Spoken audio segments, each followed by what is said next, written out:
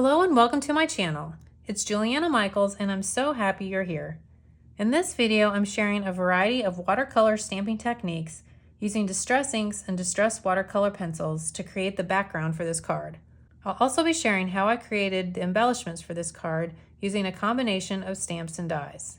Feel free to follow along using your stash. However, if you are interested in any of the products I'm using in this video, you can find the full supply list with links in the description box below.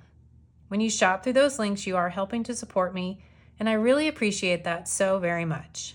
If you're only interested in the process and not the supplies I'm using, feel free to skip ahead to around the 3-minute mark, and you'll be close to where the making begins for creating this card.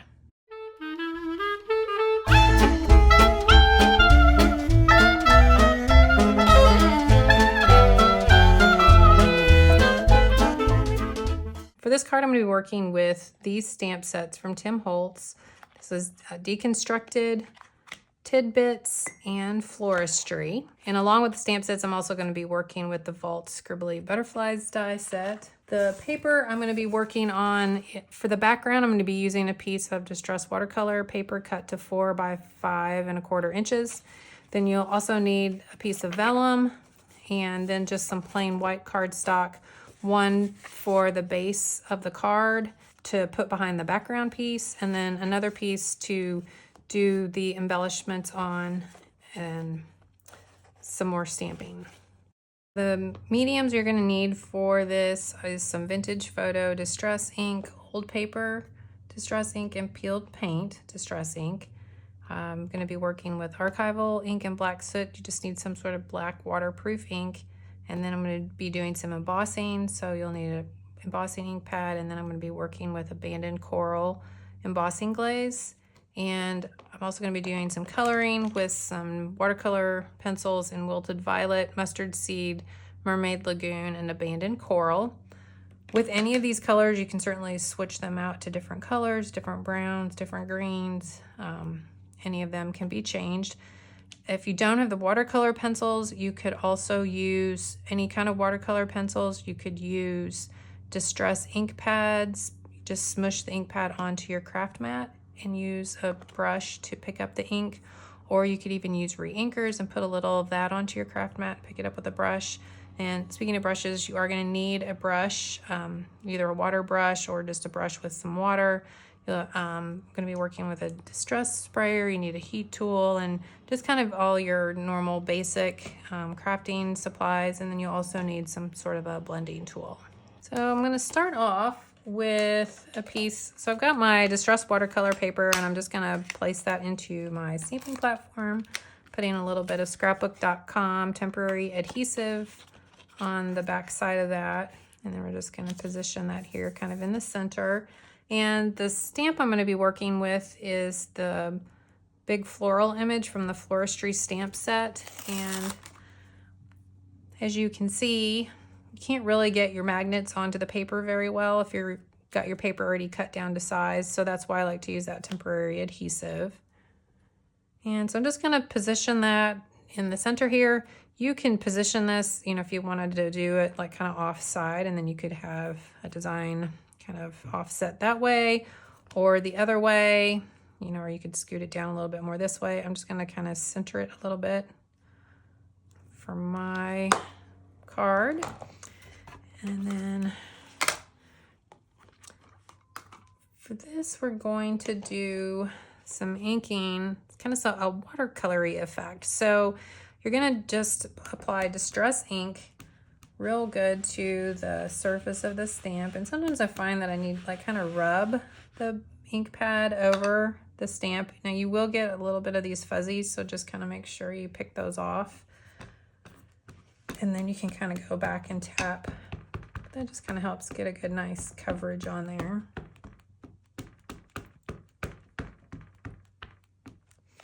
And then you're going to spritz that nicely with some water. So you want to kind of make sure that the ink kind of beads up a little bit on there. You can do some slower spritzes so you can kind of see it's just kind of gets that ink flowing. And then you're just going to close the lid and stamp that image onto your paper. Then, as you will see, get a really pretty kind of watercolory effect. And you can peel that up from there. And then you just want to use your heat tool and dry that. So now we're going to do some watercoloring on here. And again, like this is one of those steps, like if you want to do it, you can. If you don't want to, you don't have to. Maybe you just like the way that looks by itself, which I actually think it does look pretty cool without anything added to it. So I'm just going to add a little bit of color here and there.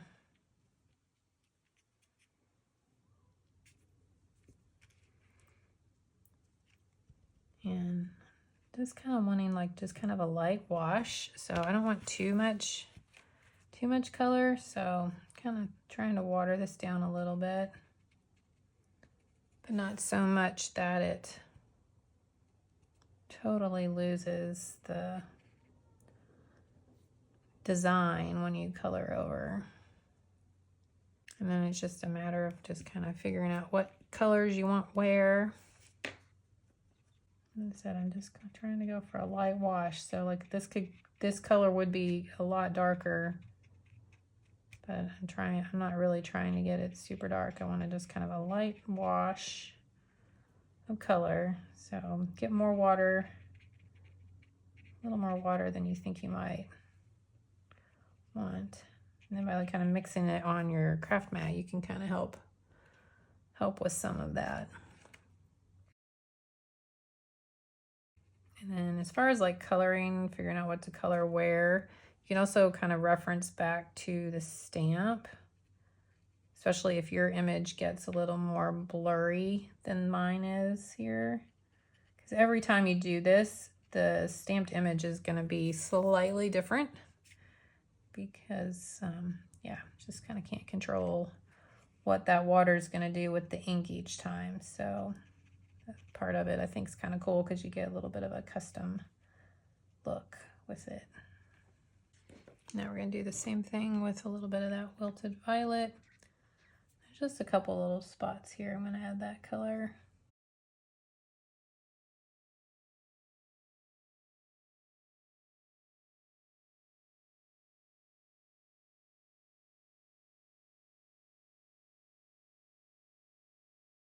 And like as you can see, when I'm putting it over an area where there's a lot of green, then you know, it's going to really pick up that green and kind of mix it in with whatever color you're putting on top. So just kind of also something to just kind of keep in mind.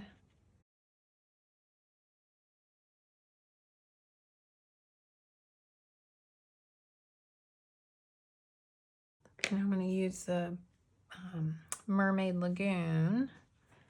I'm going to use that to color the background. So I'm going to give this like a blue sky effect. So a lot of water here. And again, just so I can kind of get like a light wash of color. So just kind of going in there and really trying to kind of just get the color on the open space so that I'm not mixing it into the green too much. But if you get it in there a little bit, it's not going to hurt anything at all. It'll just kind of blend it a little bit. And then just continue filling that in wherever you see kind of open space there.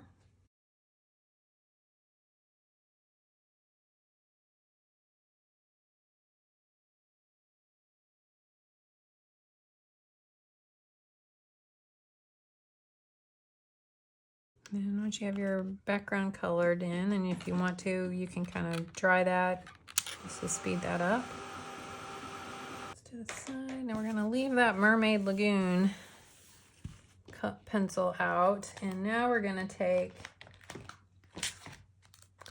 this image from the Deconstructed stamp set, and I'm going to color with the pencil onto the stamp. Actually, before I do that, let's put this back in here so I can kind of hold it in place a little bit when we do the stamping. So I'm going to kind of stamp the image here and then again here.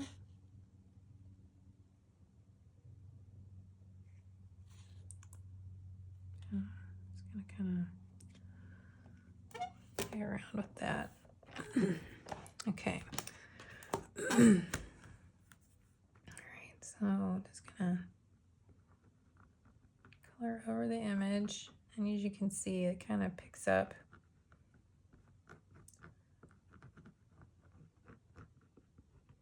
If it's not wanting to like rub off onto your stamp well, you might want to just rub over it just real lightly with the water brush, and I think that kind of will loosen that pigment up a little bit and make it a little easier to color on.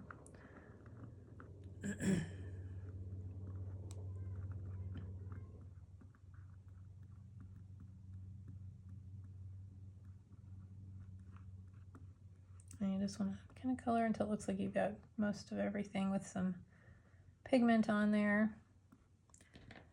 And then I'm going to spritz that with some water. Just a few times, kind of get it moving a little bit. And then I'm going to stamp it over onto my image background here.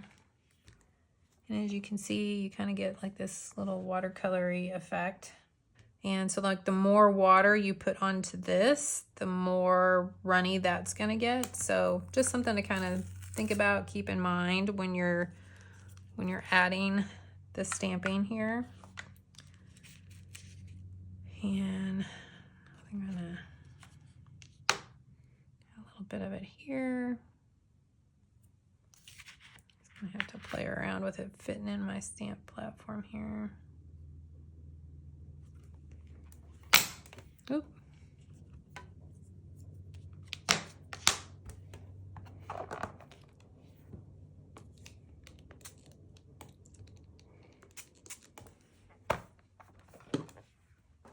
Go. And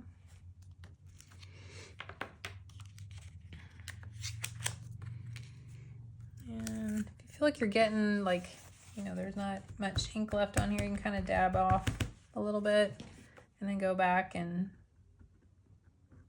add some more.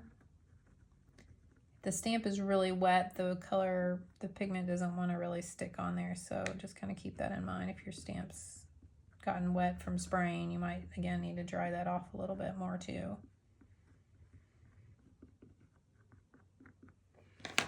And I'm gonna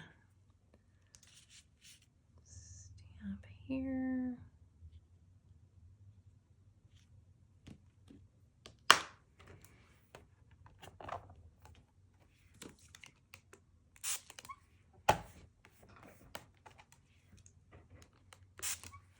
Just kind of stamp it, like mist it and stamp it again, and that will get you like a little more runny with the ink. And I'm gonna do one more right here. So you can see I'm just kind of moving that around through the background, so that it kind of spreads that color across the background as well. And kind of wish this one was a little more runny, so I'm just going to try spritzing and see what happens.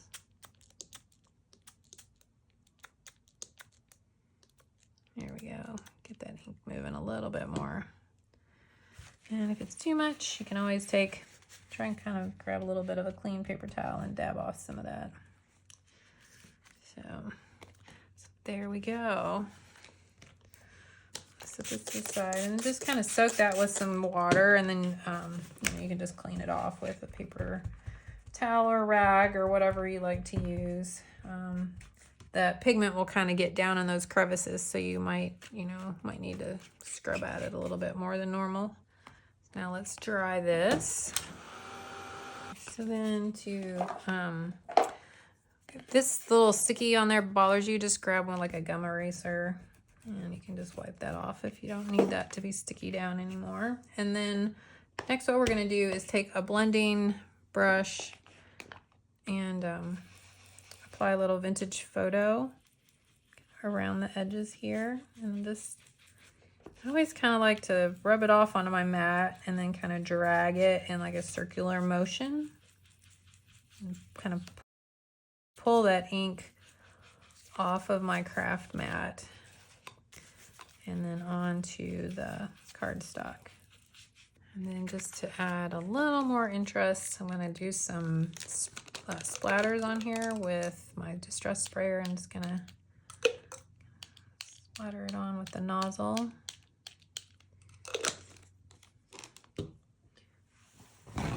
And I'm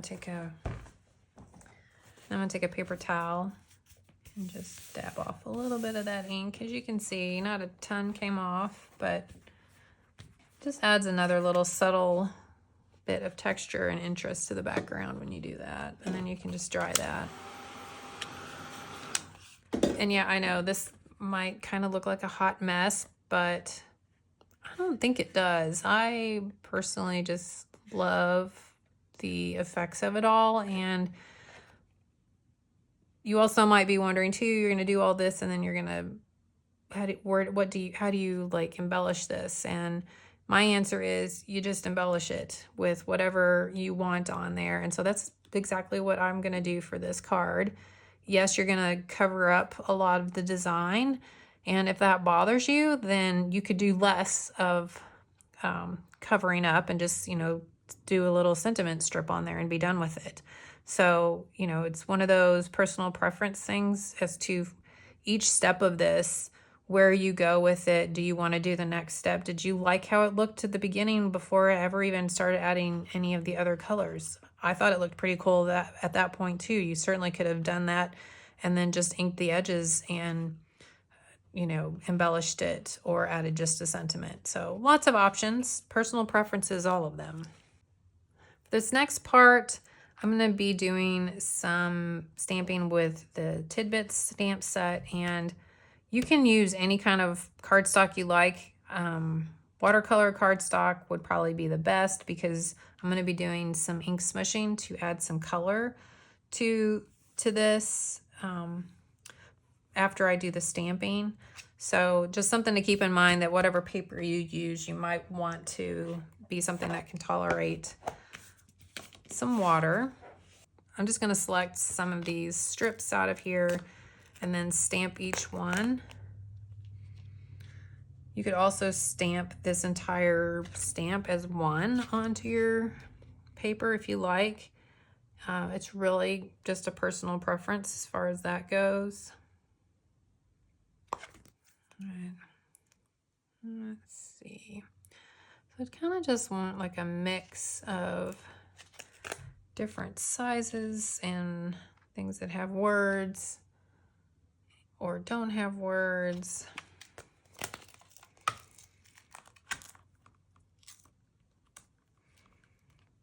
Really no right or wrong with which ones you pick here for this.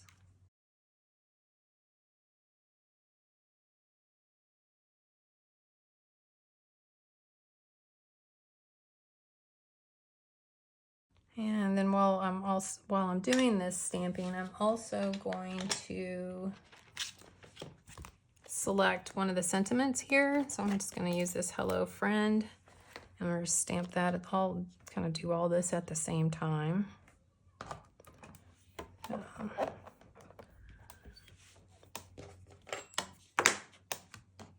We're just going to use some sort of permanent waterproof ink for this.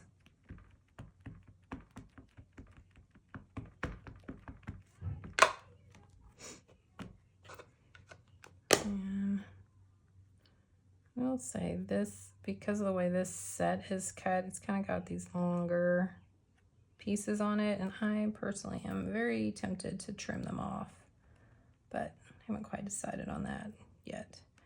So when you're applying the ink, you might want to just go really lightly and try not to push too hard, and that will kind of help minimize that, or you can just kind of wipe it off.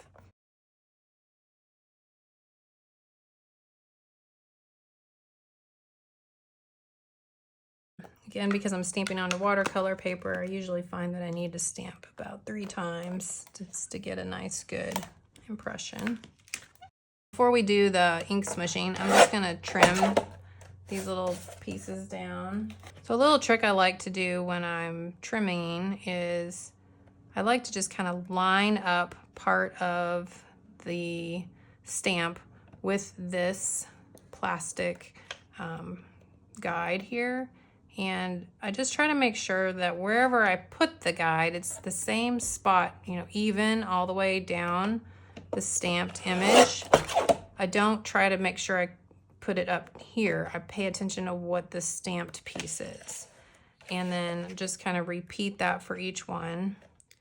This one, I'm not gonna get too worried about it until we get a little bit closer to them because there being multiple images there. And same thing here. I'm just gonna chop this off. So then I like to take this little guide that I make. This is just a piece of craft stock, or just a thin chipboard would work too. And then I have a piece of mint tape, some sort of low tack tape. And then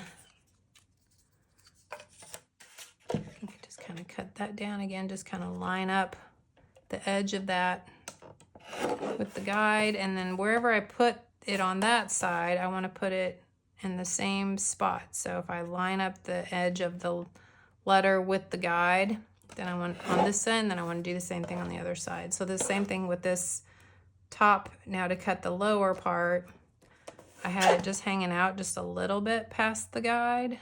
And so I'm going to kind of do that same thing on this side so that you get a nice even cut. And so I'm just going to repeat that for the rest of these pieces. So now I've got all the little strips cut out, and I've got my old paper distress ink here. I'm just gonna squish a little bit of that onto my craft mat. And I'm gonna add some water, get that ink moving. And then I'm just gonna take these little strips and dab them into the ink. And then, you know, you can just set them to the side there and let them dry. Or you can use your heat tool, whichever you prefer.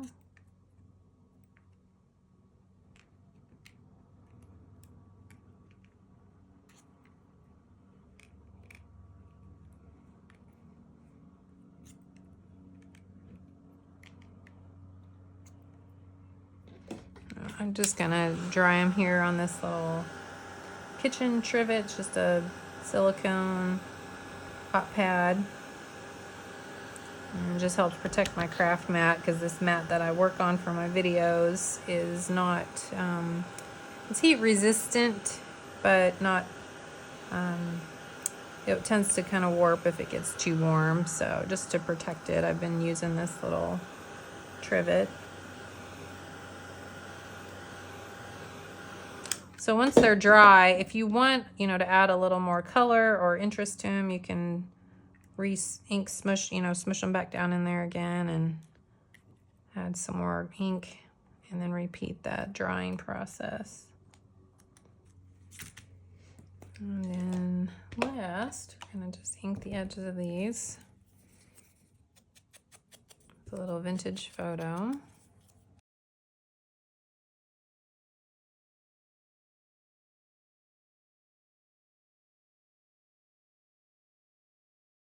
So the next thing we're going to do is we're going to take the scribbly butterfly die set, and I'm going to cut the detail scribbly part out of some white cardstock, and then the shadow layer out of some vellum. So now I've got my die cuts here, and so next we're going to take that embossing ink, and I'm going to apply it over the die cut image here. And you can either use like a sponge or finger dauber, or, you know, a blending tool to apply the ink, or you can just go straight to it like that if you like. It's really kind of up to you.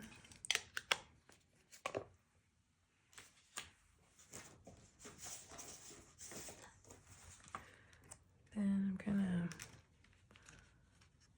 place this on top of a piece of just printer paper, folded in half, and I'm just going to sprinkle the embossing glaze.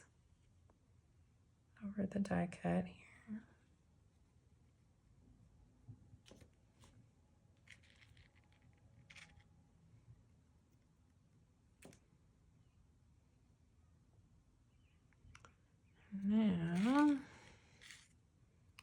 Now we're just going to heat emboss this. So let me move this out of the way here.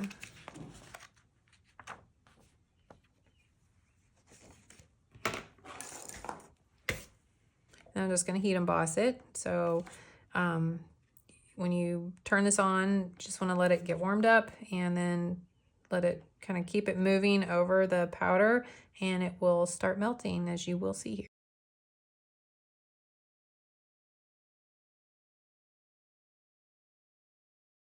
And then once it's melted in an area, you want to just kind of keep, move off of that and move on to the next section, just so you're not like over melting it or potentially like burning it. And then now that we've got a section that's finished, I'm going to use my tweezers to just kind of help me hold it a little bit easier.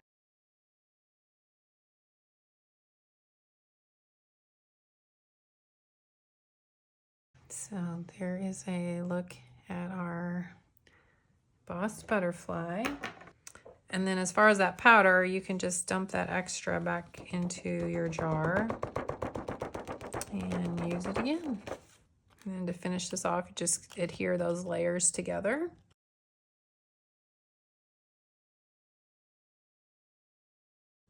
And this is the Sweet Petunia Precision Glue Press, and I've just taken one of the extra bottles and filled it with the Tim Holtz's Distress Collage Medium, because I've tried a lot of different adhesives, and I do have to agree, like, this is probably my favorite because of how it dries.